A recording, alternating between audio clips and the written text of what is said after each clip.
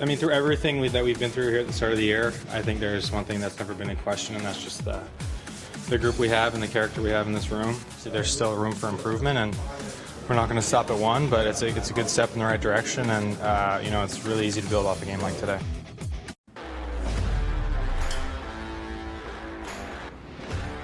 Welcome to the Hockey Hub, Sophia and Kasey. Kasey, I want to react to that sound in just a second, but I was just looking at our lineup, and I missed episode. I mean, I don't know if I missed it. I'm sure I hosted it with you, but I missed episode 100. Like, remember in the summer we were like episode 89, episode 90, and I flubbed.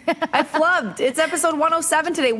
I guess 7 episodes ago, but we missed it. We missed the centennial. Don't blink, but you didn't miss it per se. You had a taller task on your hands. You were on the ground, I think, either doing media day stuff or the season opening press conference, because it was Brick and I for episode 100. But you were the one who were like, very nice. We're nice. so close, and then it ended up being me and Brick. But you were still contributing heavily with the content. Okay, well, if it's episode 150, when we get there, remind me, and we'll get like balloons or streamers or something. But I can't believe we've reached over 100, and we're going to keep it going. Obviously, welcome to the Hockey Hub, everybody, on this Monday. The Bruins are playing tonight against the Ottawa Senators. So just a little rundown for what we're going to do. We're going to preview that game. Adam Pellerin's on the ground, and he just finished morning skate, and we have fresh Bruin sound for you. So we're going to play that for you because there's some breaking news, so to speak. Maybe not a surprise, but Hampus Lindholm on IR. So we're going to talk about that. And we're also going to have Mark Divver. I hope I'm saying his last name right. I'll ask him when he comes on. But for the second segment, he contributes to NHL.com and is also helping cover the Providence Bruins. We have a lot of questions about that because they're a perfect 6-0-0, Kasey. So I like that when we're talking about the Bruin system. Big time, especially because fans have been asking what's going on in Providence and have been very impressed with their performance. And of course, they've got their guys that they keep a closer eye on. So I'm excited to get his details on what's going on and what's making them have such great play at 6-0. Yeah, we're going to talk to him, and then we're going to do a little mailbag. So you guys leave comments, questions on Kasey's Twitter, my Twitter, at Nesson. We're going to answer as best as we can some of those. And I just want to throw in a shameless plug because, we have our hockey show. What is it called? Pregame. I don't even know what it's called. My brain's fried. The My brain is pregame fried. show that you'll be on. What time is that one tonight?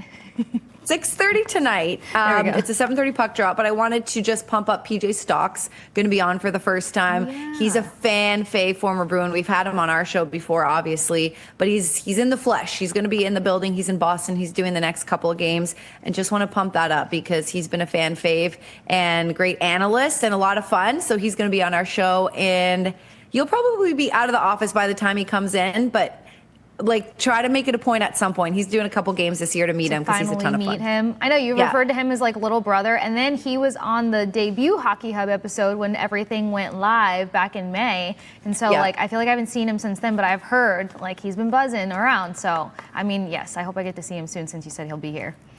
Little bro energy, but 10 years older than me, immature AF, but in the best way. Forever young. In the best way. Yeah, young at heart, as we call it. Okay, sorry, I cut you off.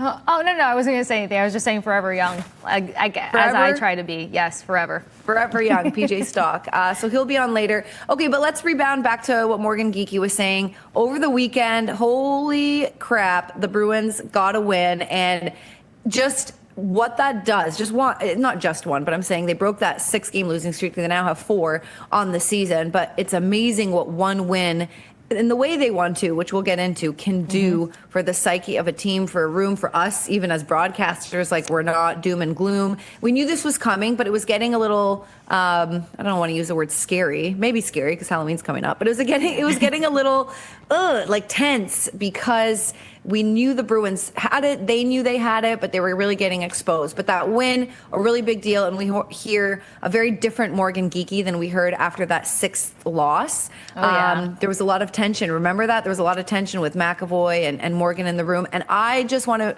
say, as I'm talking about this, I'm not making that a negative. I'm glad they were pissed. I'm glad they were, not feeling good about it and not blowing it off. Right? Yeah. Exactly.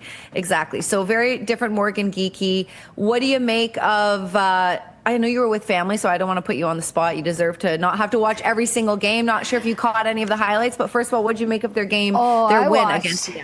I watched because I was holding my breath. Like you said, it's stressful for us too as reporters and broadcasters because it's like we want to talk about something different. We want to point out something different. And I think even Marco Sturm would say what we're saying here is just like, there was nothing different that they could find to say after those tough losses. They were losing in basically the same form and fashion 90% of the time. So for us, we were just kind of hanging off the edge of our seats. Like, are we finally going to have something different? And knowing that Colorado is a tough opponent, knowing that, I mean, at least in my opinion, like I said, the first time that they took them on through 40 minutes, I think that they hung in there very well for a team that probably doesn't match up as much talent-wise. So yes, I was so anxious to see how things would play out. And then, of course, in the beginning of the first period, it seemed like this might end up being Colorado all over again. What I loved, what allowed me to relax, maybe enjoy the game as a fan more, was that the pushback, the fight happened in the first period. We didn't have to wait till the second or third period for that to happen. They were able to commandeer the game and make it their own, even with some mistakes still in play, but still, it was not this heavy, like they were just constantly under siege trying to get out of the situation that Colorado was putting them in. And that's what I love to see. And that shows you that the mental that they've been talking about for weeks now played heavily into that matchup and that win versus Colorado. Their ability to stay in it, and you talk heavily about buy-in, the buy-in was very evident amongst every single player being like, we're getting out of this no matter what it takes. So that was exciting to see, but I was so curious the energy in the building because you're being outshot by Colorado. At first, it kind of looks like it might be theirs. Colorado opens the scoring, but it doesn't deflate the Bruins. Did that shaky, crazy fan screaming, going nuts feeling that you explained to me beforehand take place? Not really. You know, we were talking about the building, and matinees are the best at the Garden. Energy's always high, but matinees 1 p.m. starts, 3 p.m., 4 p.m., whatever. Those are the best games. And it was kind of quiet throughout, and I think fans are apprehensive. You know, they've been getting so high. We've seen so many comebacks, almost comebacks rather, and including at the Garden where they're coming back from 2 goals down, or it's like a back and forth. And, you know, obviously, especially that last loss against the Ducks, we were like, let's go. And then there was this deflation. So I think people were. Remember, I wanted to delete my tweets, and Pete held me accountable for you don't do that. So I take responsibility. None of that. No, I mean, Jay, don't let anyone tell you what to do. But no, it's scary. It's the back and forth, and I think people were feeling that. I think the Bruins of old, when I started covering them, it was like when they started a comeback, they were completing that comeback, and it was so fun. But yeah, they were apprehensive and they obviously left happy. It was still such a fun crowd, but I think everyone was kind of with bated breath. And thank God Morgan Geekie had that goal with 5 seconds left, because what the Bruins are still trying to figure out, and that dated back to last season, is hanging on to leads. How many games, I don't have the stats in front of me, I'm sure we can find it, but how many games did they lose in the final 5-10 minutes, whether they were up 1, whether they were tied and then they let it go to OT or shootout and blow it, or whether they gave up 2 goals. So that was a good test. And if Colorado had just tied it, let's say they were up by a goal, I think the tension and the that trickling down effect, I think that they would have probably lost it in overtime or shootout because of the momentum loss. So great, I don't want to say lesson, but some teams, when they get a couple leads, they sit back offensively and then they focus on the defensive side of the game. I know Marco Sturm wants them to do that, but you can, with these Bruins right now, as they figure out the defensive game, you can never have too much offense. 100%. It helps. Anytime they've kept them in the game, it's been the offense coming through, even though we thought the defense was going to be kind of the bread and butter of this team. But we have talked about it here was third periods. They would always let up in third periods, and the games would just kind of have this landslide effect. But what I love is that Morgan Geekie, I know everyone wants to refer to it as him living up to the contract hype, but training camp, he just talked about everything that he decided to work on and get a little bit more meticulous about, focusing on different ways to score, trying to be quicker on his one-timer. So I think it's just the fact that this is a guy who really loves and cares about hockey, but also cares about this team. I don't think he's being motivated by contract. I think he's just being motivated by the guys around him. And I think that that's what we saw in the game versus Colorado. And that's what he spoke to when it came to character. And then speaking of character, Marco Sturm talked about Tanner Jeannot's leadership on and off the ice, and he just kind of is zipping around differently. Yes, it could be biased. Sophia, call me out on it. But we know I lost my mind seeing Tanner Jeannot have a gorgeous backhand pass to Mikey Eyssimont, and I'm just like, my two dudes are doing things, and I was very hype about it. But I feel like Tanner Jeannot has just kind of, I don't want to call him an Energizer Bunny, but he's had an energy to him to try to help this team find success. I mean, a couple games ago, he was leading with shots on goal. It's not particularly the DNA of Tanner Jeannot and his game, but he's found ways to kind of try to step out of what his norm is to help this roster. So I feel like that speaks to what Morgan was saying when it comes to character and the buy-in for this team as a whole. Yeah, I love both your guys. I don't think maybe there's a bias, but they're living up to it. You know what I mean? Mm-hmm. Like they're doing what you said they were going to do and what they were going to bring, and hopefully they can sustain that for 82 and maybe plus games if there's a postseason. But I like it, and I like I said, it's going to be by committee to replace the energy that Brad Marchand brought, and I want to move on from that. I bring him in, but a lot, but that's clearly an energy that has been or was missing. Even when he was on the team, last year, there were some struggles. So I like by committee that the team can do that, getting physical. There were a lot of good takeaways, and we want to preview this Ottawa Senators game, so we'll probably get off Colorado in a second. But one of the things, just to comment on what you said about buying in, that was one of the criticisms, too, of Marco Sturm. He's like, not everyone's on the bus in the losses. Not everyone has bought in to what I need them to be doing. And I don't think one win means that they all have, but he said there's very little practice time in this league with the condensed schedule. It's a completely different way of playing that the Bruins have been used to playing in the last, decade. He said they've been playing the same way dating back to when he played. That was one of his quotes as well, which was interesting to hear, and he's changing it up. So there's got to be patience, but we saw more of that buy-in on Saturday against Colorado. So that's my wrap. Do you have any other thoughts about the game before we move on to Ottawa? I love to add to that I feel like when he said that everyone's got to get on the bus, it was easier probably to buy in with how things probably played out versus Colorado. I think tonight will be a good test. It looks like practice lines wise, they might be going back to certain deep pairings. So if that doesn't unravel them, then I think that'll speak to the fact that buy-in is taking the next step. More guys are getting on the bus. So I love that you pointed that out, actually. Yeah. All right. Well, listen, we actually don't have that much time left before we send it to commercial. So we'll start to preview this Ottawa Senators game. Maybe we'll throw to Marco Sturm from this morning. Let's hear from him. Yeah, hopefully. I mean, usually wins, helps a little bit. But again, we're just on their way, I would say. Are we there yet? No. But I think guys feeling more and more comfortable with it, and yeah, I explained last time to one of the players is it's the same thing happened on the power play, right? We were working on. I think the power play now, I think they get it. Are we there yet? No, but you're a little bit ahead of the power play than you're 5-on-5 right now. We just have to. You got to stick with it. Unfortunately, there's no practice times in this league anymore, so we have to teach. A little bit differently, but yeah, no, I feel very comfortable moving forward that these guys, it's just a matter of time, and hopefully soon.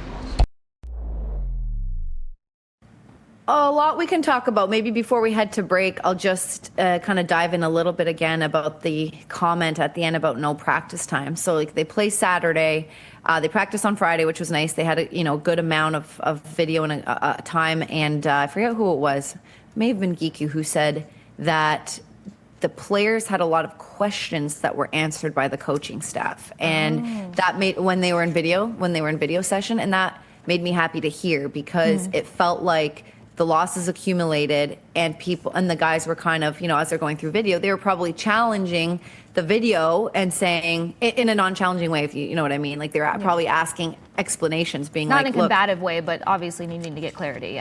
Yeah, clarity, like, hey, here's the breakdown, but I thought I was supposed to be here. He thought I was supposed to be here. Like, what's going on? And then Morgan Geeky made it seem like they had a lot of those questions answered, and it felt good. Like, oh, okay. Like, they kind of came out of that. And then it translated to Saturday. But the practice time is vital. They played Saturday at 3. They flew yesterday. It's a back-to-back. They didn't skate. They got to get their legs and their body some rest. They have a morning skate, which is different than a practice. Then they have another game on Tuesday. So when he's talking about the power play and practice times, you're kind of trial by fire. You're kind of figuring it out in games when points matter. Yeah. And not just the Bruins, that's every team, but that's not the easiest thing to adjust to. No, not at all. And it's probably a bit of a taller task for this team with new implementations, a new head coach. The communication might be there because that's what Marco Sturm does, but communication reception is different. And doing all of that on the fly could be very difficult. I think I said it to break a couple weeks ago, but this very much just reminds me of the crazy condensed schedule for the year after COVID, year after the bubble. Like, I think it was like 54 games that season. The guys were playing almost every other day, so practice didn't really exist. So I feel like they all have to kind of draw back onto that. But the younger guys, they didn't feel that pain and that pressure. So it's just kind of a lot of news being thrown at each individual guy. And I feel like as they get better figuring out how to communicate in the midst of some of this beautiful chaos that is, they'll get on the other side of it. But better this be their hindrance than the fact that like they're incapable or incapable of being able to play or be a good team. I feel like that question has officially been answered. They're good guys. They have good qualities to bring to the table and to bring to wins, and hopefully we'll see another one tonight. Yeah, and to wrap that, because we're going to send it to break after this, you know, one of the biggest themes that was talked about during the losing streak was like the 1-goal game. Now, that doesn't mean, and I think PJ has a pretty big opinion on this on our pregame show. He was talking about that with me when we were just, you know, setting up the show. It doesn't mean that they're right there necessarily. It's like sometimes that exposes you more than you think, but you can look at it both ways. Like getting blown out by 3 or 4 goals a game, that's a very different DNA than the 1-goal game. But still, if you're constantly losing by 1 goal, it means you're just not there. So we'll see if the Bruins can kind of turn it around with this first win in 6 games. And they're taking on the Ottawa Senators. We'll definitely preview that. Kasey and I will talk about that. We've got more sound for morning skate, but we do have to send it to break. And we've got a guest on the other end who's going to talk about the Providence Bruins. You guys are going to want to hear, because this is the Bruins' future. These are the guys that are in the system, that have been drafted, and they're doing really, really well. So we'll talk about the P-Bruins on the other side. We'll be right back. Welcome back to the Hockey Hub. Very, very pleased to have our next guest on, Mark Divver. Thank you for joining us from the New England Hockey Journal and contributing to NHL.com, specializing in covering the Providence Bruins. And you guys are having a heck of a start. I believe best in franchise history. How has this 6-0-0 start been to cover for you? Well, the team has had a history in recent years of slow starts. So, nobody could ever really point their finger or put their finger on why, but they kind of stumbled out of the gate for the last several years. But this year, you know, it's a different mix, obviously a different group. They've been lights out, and it's been a lot of fun to watch. They really haven't even really trailed a lot in games.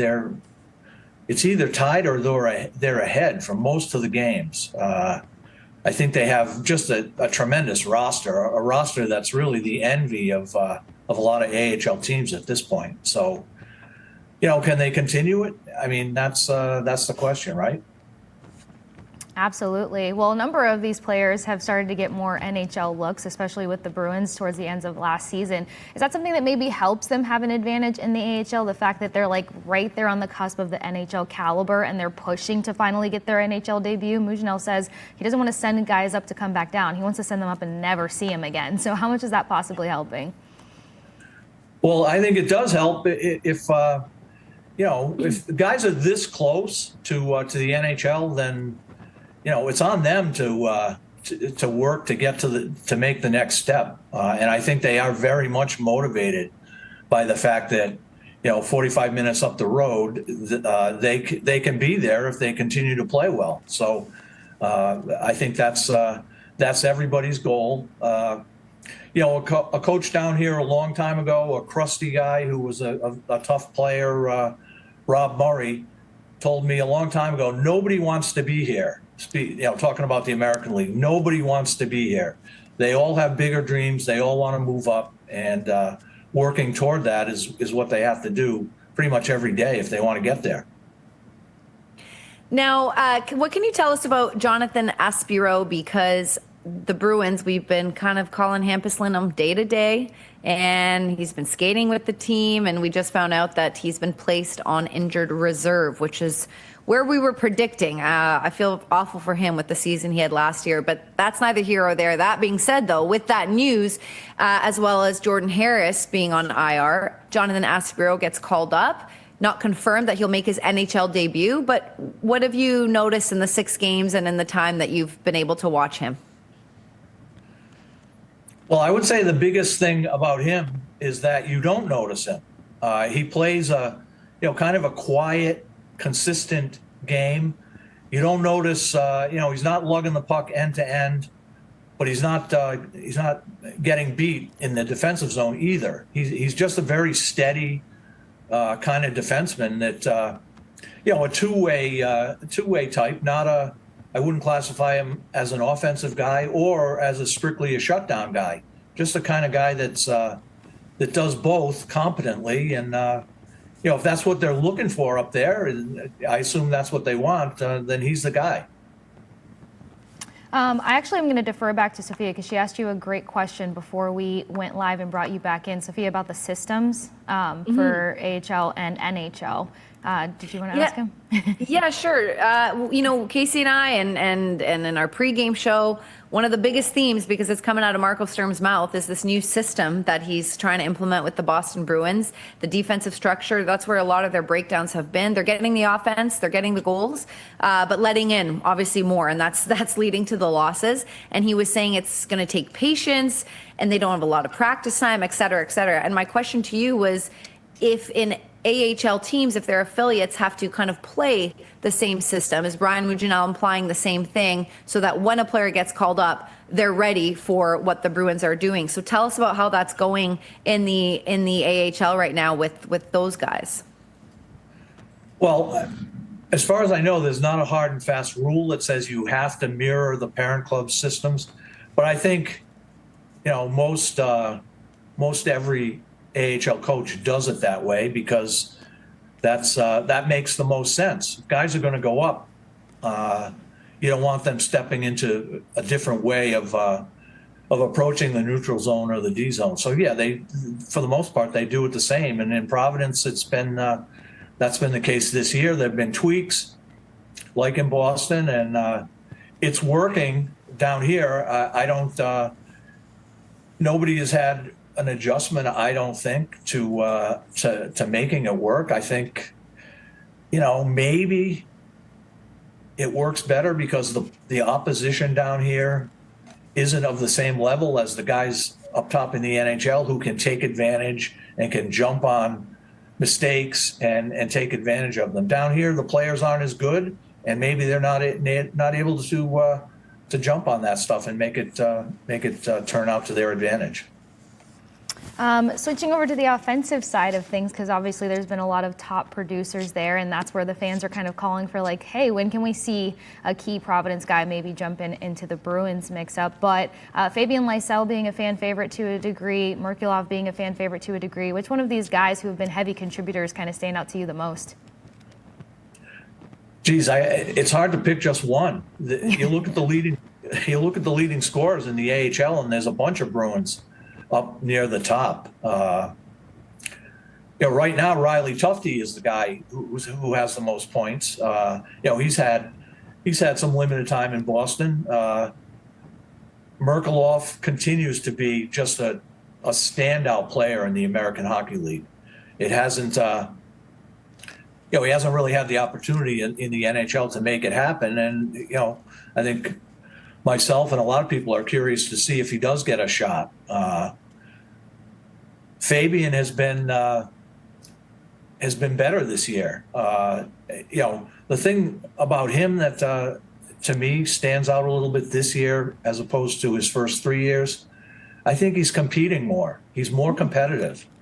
And whether that is he's a year older, he's a year more mature, he's maybe better able to realize that this is what it's going to take. You can't you got to be all out all the time in order to earn a call up. And so far he's been good. more competitive on loose pucks, faster. His speed is there aren't many players as fast as him in the American League. He's been able to use that more so far this year. So, I mean, I got to think the organization is pleased with the progress he's made so far this year. But they have, like I said, they have a lot of offensive players, guys that got looks in training camp and didn't make the cut at the end, but guys that are right up there in the scoring race. I like that read on Fabian Lysell. Something in the summer, Kasey, I believe it was with you when we were co-hosting. But yeah, I talked about Fabian, and I have covered him a little bit, Mark, where he does Bruins Media Day, and then obviously he was called up for a stretch at the end of the season. And I like him so much as a person. Like as a young kid, we would, chat and about life and Europe and all that kind of stuff. But when it came to locker room sound, I couldn't get a read on him. I was like, is he too chill was the word I would use. Like, is he too nonchalant a little bit? Or Pavel Zacha is a very monotone, nonchalant kind of guy, but I know behind the scenes he's super intense about his game. So I thought, just because Fabian's personality isn't screaming out that he's, frustrated or whatever, it doesn't mean he doesn't care behind the scenes. But I like hearing that he's amping up the intensity, because I think that was lacking. I think that was just lacking in the NHL bench. I don't know if it's work ethic, or I don't know if it's I don't like calling a player out for work ethic because I'm not there all the time. I'm not there in the weight room. I don't know. But there was something that I just felt like was missing, and you're saying that je ne sais quoi seems to be back. Is it a spark? Is it a work ethic that you're seeing that's different? I don't know if I'd call it competitiveness. I don't know, as opposed to work ethic. Getting to a loose puck first, battling a guy on the boards and winning the battle, coming away with the puck. In his previous years here, he didn't win enough wall battles. He didn't win enough races. And now I feel like he's doing better in those areas. I couldn't say whether he's appreciably better on the defensive side of the puck, which has been something coaches have talked about with him. But I think effort competitiveness will take you a long way. And I like what I've seen from him in that department so far. I think it's going to help him, get where hopefully he wants to be. Another guy getting some rave reviews would be Brunet, and of course his defensive abilities, but Mouginel talked about how much he likes his vision from the blue line. What have you seen from him, and the hopes that he could potentially be making his stamp in the NHL in the next year or two, or sooner rather than later, hopefully? Yeah, the progress he's made in the 2 years leading into this year is exactly what you want to see in terms of player development and young guys taking the bull by the horns and improving, constantly working at getting their game in better shape. He's, I think Mouge referenced his baby-faced look when he came here two years ago, which is a good description. He's still a very, very young kid, but more experience in the ways of pro hockey, and he's come a long way, and he's coming on fast. He didn't get the call this time. If he had, I think he could do the job as well if he were to get in there. I wouldn't say maybe that he's ready to be a full-time NHL guy at this point, but he's on the right track, and maybe later on this year or late in the year, he will be ready to step up there. And as Ryan Mouginel says, I don't want to see him again once he goes up. I don't want to see him again. So he's doing well. I feel like we can have a whole different style of a podcast, but I love covering Ryan Mouginel. He's such a good quote. He's so much fun. But I'll save that, neither here nor there, because I have a couple of more Providence Bruins related questions. But Mouginel's quotes are pretty hilarious. I wanted to talk goaltending. Jonas Korpisalo, I think he's doing a great job, and we're not even calling him a backup right now. It is kind of the 1A, 1B. Clearly, with Jeremy Swayman's contract and his play, it's his net. But with this condensed schedule, we're seeing so many back-to-backs and so many, 3-4 games in 6 nights that Korpisalo is getting a lot of playing time, and that's what he wanted. How about Michael DiPietro? Some people are saying maybe, there's rumors that maybe Korpisalo could be involved in a trade, and Michael DiPietro's ready. I've liked what I've seen from Korpisalo. I haven't seen much of Michael DiPietro. Just know that he's a great kid. What have you made of his play so far?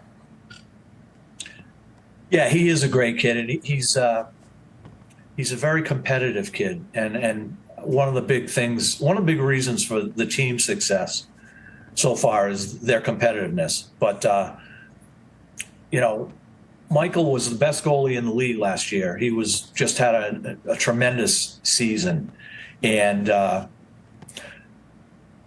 wonder what's going through his mind as he looks and sees his partner last year, Brandon Bussey, is in the NHL. Colton Ellis of Springfield last year, who Michael outplayed in the playoffs, he's in the NHL now, and Michael's back in the AHL. So that should be an incentive for Michael to keep on working, and he works very hard on the ice, off the ice. He's been good so far. I wouldn't say that last year he was just lights out. I wouldn't say he's approached that this year, but he's been very good. He's been, he's a guy you want in there in a say a 1-goal game in the third period, because he's usually going to close it down and get you out of there with a win. I think he's the guy that you're going to want versus the Scranton Penguins. Is that what's coming up? And aren't they Yes. even on a hot streak of their own? If I'm not mistaken, this can turn into a bit of a shootout if things don't remain tight between the pipes for both teams. But how do you expect the Providence Bruins to stay as elite as they have been thus far this season versus a very tough Scranton Penguins team? I was looking around for the stat this morning. Providence has won. It's been a long time since they lost down there. So I don't know exactly how long, what the number of games has been, but that's a tough place to go and play. The Penguins always have a competitive, hardworking, good team. The coach is Kirk McDonald, who spent some time in Providence as a player. He's a terrific up-and-coming young coach. So they will be prepared, I'm sure of it. They have a good team. Pittsburgh's done a good job kind of restocking their prospect cupboard. They have some good young players and some good older players. I think it'll be, yesterday I called it the game of the century, maybe the game of the week. But it should be a good one. I hope the fans turn out to see it. Wednesday night games in the American League are a tough sell for obvious reasons, but it doesn't get much better than this week's Wednesday game. All right, well, let's see if they can keep their perfect season going, that being the Providence Bruins. Very exciting for Boston Bruins fans to know what's up and coming in their system. Mark Divver, thank you so much for joining us. I'm sure we'll have you on again at some point this season. Thanks again for being on our show. Thank you very much, ladies. You do a great job.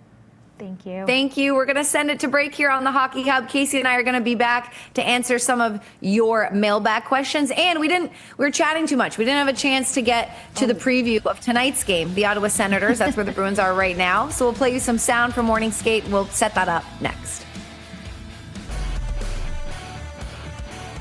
Welcome back to the Hockey Hub.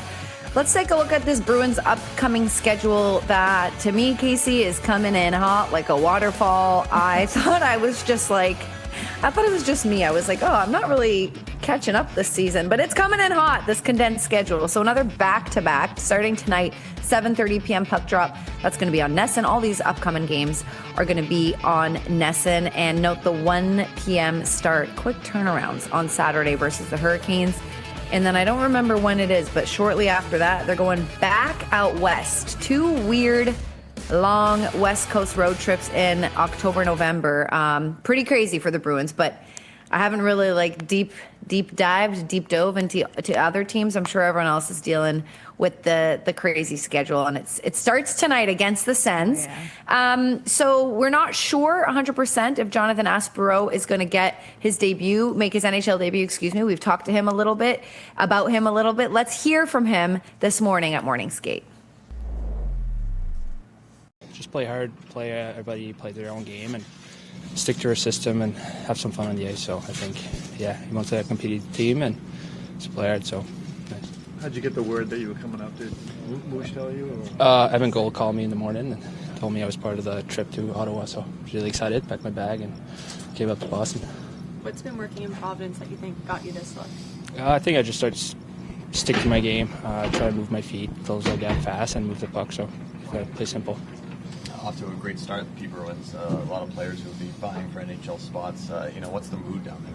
I think we're having lots of fun. It's always fun when you win games, and you're having fun at the rink. It helps a lot to transfer it to during games. So I think we have a great group of guys. We're having lots of fun and playing really hard, so we're happy.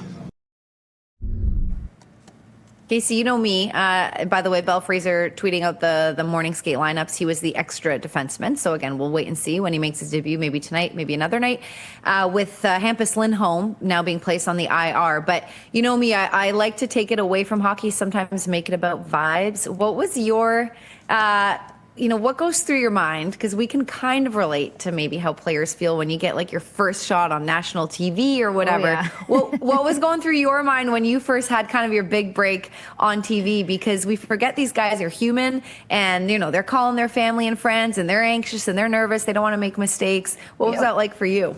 It's always how quickly can I settle my nerves. That's always what goes through my mind. I mean, I had a few moments where I got to do something new for the first time in my career through Nesson with the Red Sox, and I just remember telling everyone, I gotta settle my nerves. I also need just like a tunnel of as much silence as I can get. And I don't know if players can get that, but I just kind of have to go in my hole sometimes so I can sort through everything that's going to try to breach my brain as I'm trying to come to the table and do my job.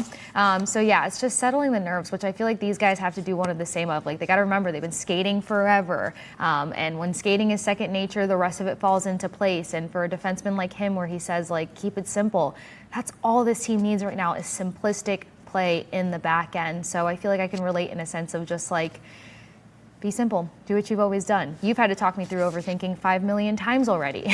I still just got here. So yeah, you've seen it firsthand. So how was yours?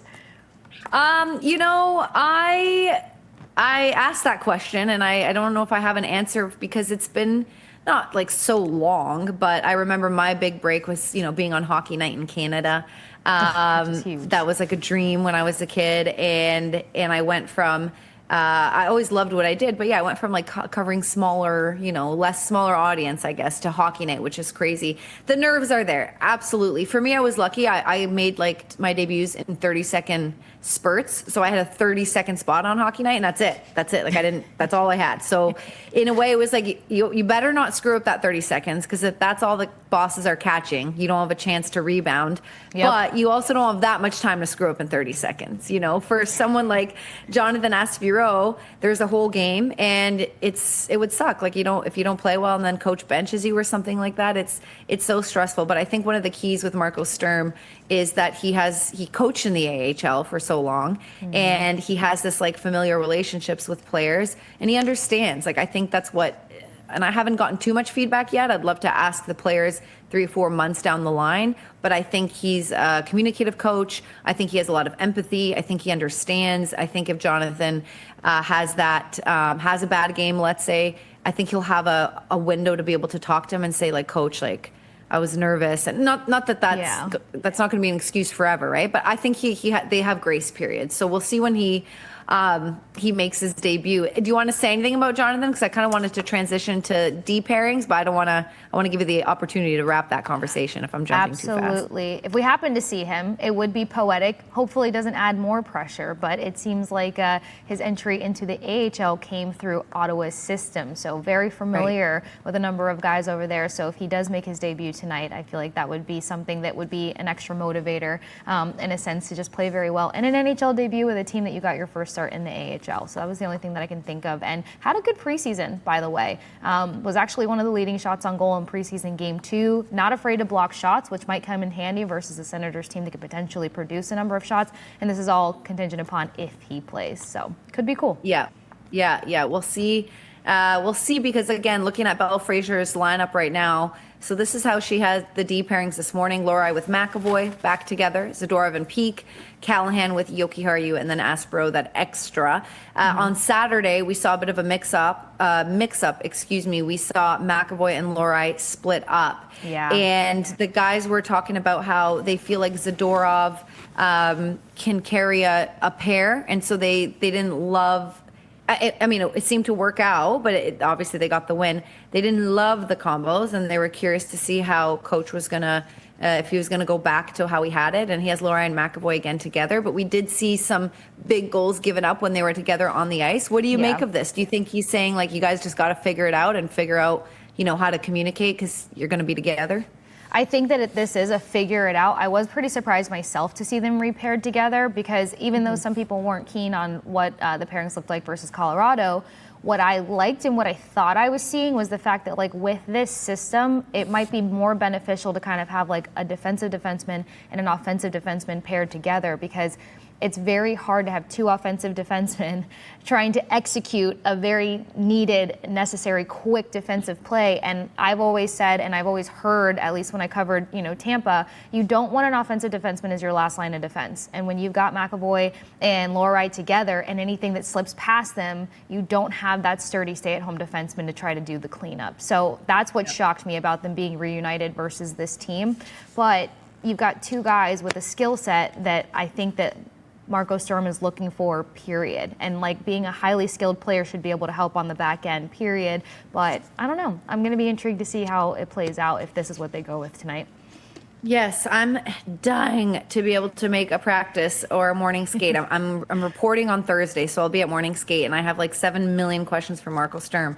But, I can't get those answers quite yet. But I am curious about that. I wonder if that's a lot of people saying that Mason Lorei needs to focus on the defensive part of the game, and that's all he should be doing for the next few seasons, and but that the offense will come. I feel like it's a weird ask, Like there's so many guys that just make an immaculate career off being offensive defensemen. So it's just like asking him to find that identity now when it's just like it hasn't been required of him might be tough, especially in this system. And I mean, I'll say this, and I'm sure some people will go against it, which is totally fine. But I mean, when you're paired with a stay-at-home defenseman like Lorei was this Saturday, look at what he did. Picked up 3 freaking points in a game because he was able to play freely without trying to overthink the defensive responsibility. So, I mean, you need offensive defensemen, especially in this system. It's just like who they're paired with is so crucial, and what that communication like is super crucial. So hopefully him and McAvoy kind of got some extra communication reps yesterday. Maybe they sat next to each other on the plane. You can help us find that one out too. Yeah, those are all the questions I have for Marco. Like, what is this? Is this like forcing Lorei to play more defensively and let McAvoy take off? But then, if so, why? Right. Marco does seem to know how to play to a player's strengths. We saw he decided to keep Kasey Middlestat on the wing instead of center, and he's doing better there. Pavel Zacha's better at center, and he's letting that play out. So I'm curious, like, is it a forcing Lorei to learn the defensive part so that he doesn't pop, he doesn't just focus on the offense, but then is that also holding him back from what he's good at? There's so many questions, Kasey, so I'll try my best to I'm looking forward to Thursday. Exactly. Yes. I'll try my best to ask those, and we'll also see, it's a back-to-back, so we'll also see how tonight plays with the two of them. Maybe mid-game he makes some changes, and maybe they change positionings for tomorrow against the New York Islanders. Yeah. Let's hear from Mark Kastelic, who came from the Ottawa Senators. That's where they're playing today, on just the vibes of the room. I mean, you can tell, like, even before Colorado, we're close. We're right there. Like, every game, it's been pretty much one goal, and a lot of different guys are contributing, but I think it just came down to last game. Everybody was really on the same page and really pulled through together, and hopefully that's a good sign for things to come, and we can just continue to just have everybody buy in and everybody going. shout out Mark Kastelic too for being so good so far this season. Like, nicest guy. I don't know if you had a chance to talk to him, but like fires people up physically, has gotten several opportunities, shots on net, and the fourth line being energizing. I've loved his play so far, and he's earned it. Oh my gosh. I didn't know what to expect because I think he was already injured or banged up when I got here last year, and like ended up missing some time on the third and fourth line to help out. But I thought it was really cool that training camp, when I got a chance to shadow you, he was just talking about like feeling healthy and how much he thinks that's going to play a factor, and it totally is. Also, Sean Kuraly has been tremendous also. I feel like you see that, not just the veteran presence, but like the feel of the return, his command, the leadership that he claimed to learn in Columbus has very much translated here. And I think that it's been like a cool thing to see that your fourth line can be so reliable as they should be. And the third and fourth line identity coming together, I think helps push this team along further as everything else starts to fall into place. Yeah, and it's funny you say that, because I agree with you with Sean Kuraly, except that he had his stick broken and kind of rushed up the ice at the end of the Colorado game, and Marco Sturm didn't call him out. He playfully said, he's like, that was a mistake, but Sean knows better, and he probably knew he shouldn't have done that. But when I was first watching that, I was like, let's go, Sean, hustle. But that wasn't the right move. But at the time, listen, I didn't play, I didn't coach, I didn't know what I was talking about. I was like, go, Sean. And then actually, coach I would have was been right there with you. I would have been right there with you, because he's had a couple of breakaways this season. So I think in the moment you're just like, okay, finally get it. Like, I would be screaming my head off for Fraser Mitten. So I don't think we're wrong for cheering him on for that. But if it wasn't the right move, clearly. Yeah, and I thought maybe he can just anyone just tap, swipe your stick, get that puck in the empty net. That's what we all wanted to see happen. But yeah, Sean doing a great job so far, and he's doing exactly what they needed him to do when they brought him back in. All right, Kasey, I think I don't have anything left to say about the Ottawa Senators, because we're going to be talking about that on our pregame show. So I might send it to break unless you want to wrap it, and we'll have a little bit of time to answer some mailbag questions on the other side. Anything else about the Sens? No, nothing else I can think of. I mean, I have my nerdy things to consider, but I gotta go back and look at what Bell posted from practice and Adam Pellerin's walk through the stands. I gotta go check those things out. So I'm good for now. I'm actually on Adam Pellerin's Twitter right now, but I can't play it because that would be weird. It's on mute right now, but all right, we're gonna echo it out. Yes, we're going to send it to break, and we'll be right back. I'll have a little bit of time to answer some questions, so we'll get to that on the other side.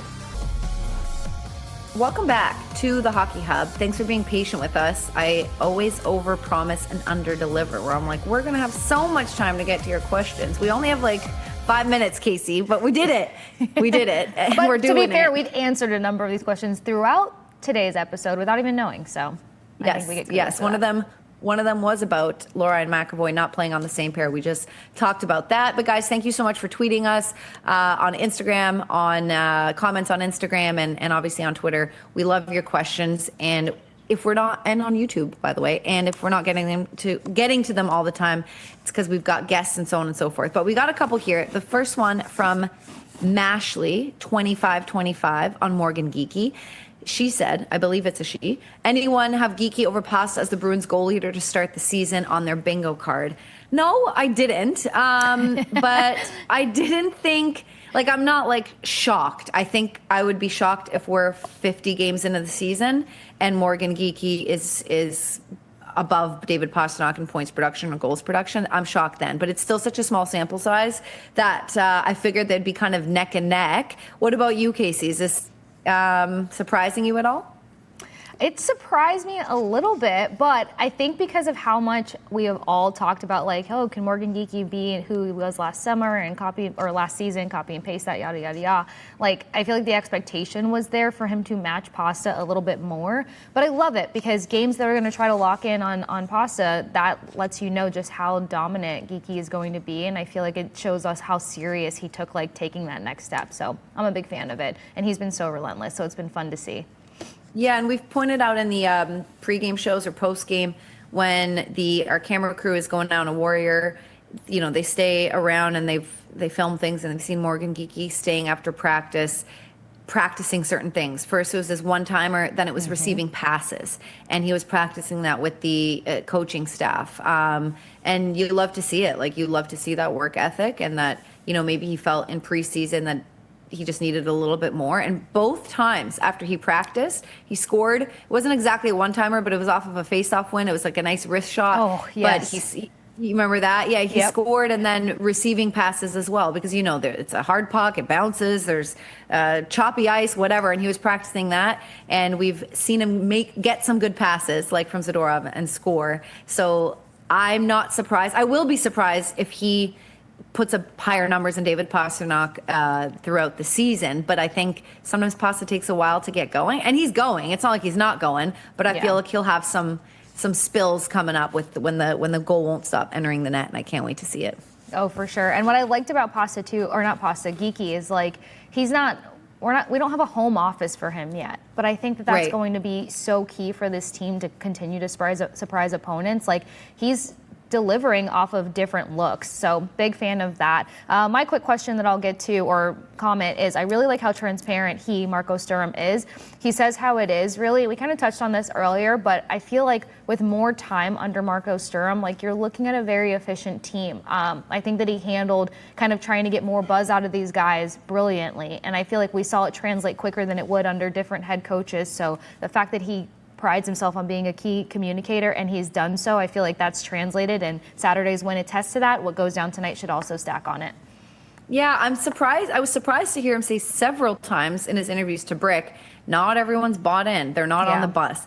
I feel like after training camp, people were saying one of the best training camps they've ever had. They love the communication by the coach. So I was surprised to hear him say that, but maybe he meant that emotionally they've bought in. That's just not translating, but I feel like he's got the guys. I feel like they're not doubting him or doubting what he's trying to do.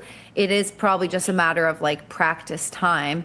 And that one of the keys of understanding whether he has a room or not, and I think we talked about it on this show, because I know we talked about it in pre and post, was Judd Surratt's point of saying you can tell the room is bought in because the third periods, they don't let up. Whereas before, they were kind of letting up. Even if they're down 3 goals, they're coming out and giving it their all. And then, as we saw often, making that almost comeback, ended up losing, but still. But you can tell in the third period how a team comes out, especially without a captain. Yes. Marco Sturm is probably taking that room and with his voice and motivating the guys to come out. We got 20 seconds, Kasey. I wish you could comment on that, but you can't. Save it for Friday when we'll be back on the Hockey Hub. And remember, pregame starts at 6:30. PJ Stock will join us. Kasey, have a great week. We'll talk to you guys on Friday.